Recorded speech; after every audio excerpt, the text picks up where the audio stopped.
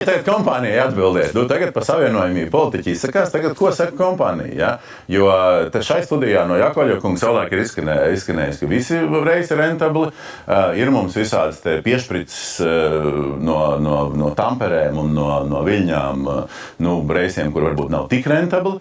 Bet tad sariežos pie tā stāsta, ja nomas darījumi ir daudz rentablāki nekā viens otrs tiešais savienojums no Rīgas, tad skaidrs, ka es būtu kreditoru vietā, obligacionāru vietā, ja ne valsts, bet privātā.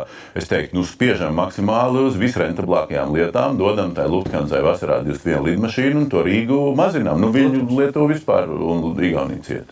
Tad plāns paredz to, ka mēs samazinām kapacitāti, bet ne pārāk būtiski, apmēram par 10%.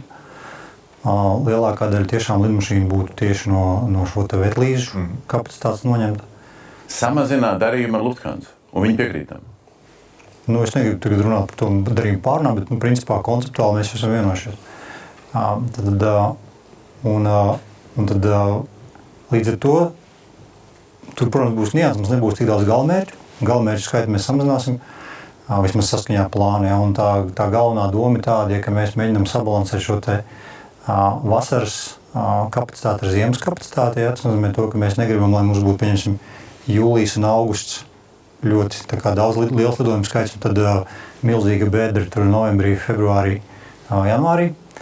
Un tas tad arī palielina šo te efektivitāti. Mēs lidojam biežāk uz gala mērķiem, kas ir vairāk rentabli, un lidojam vai praktiski nelidojam uz tādiem, kur ir mazāk rentabli. Tas nozīmē, jūs šobrīd sakat, ka no Rīgas galamērķu skaits būtiski nesamazināsies, bet biežums mainīsies. Galamērķu skaits samazināsies, bet kopējā kapacitāte būs apmēram samazināsies par 10%. Jā, tā kaut kā varētu teikt. Kapacitāte tas ir kas?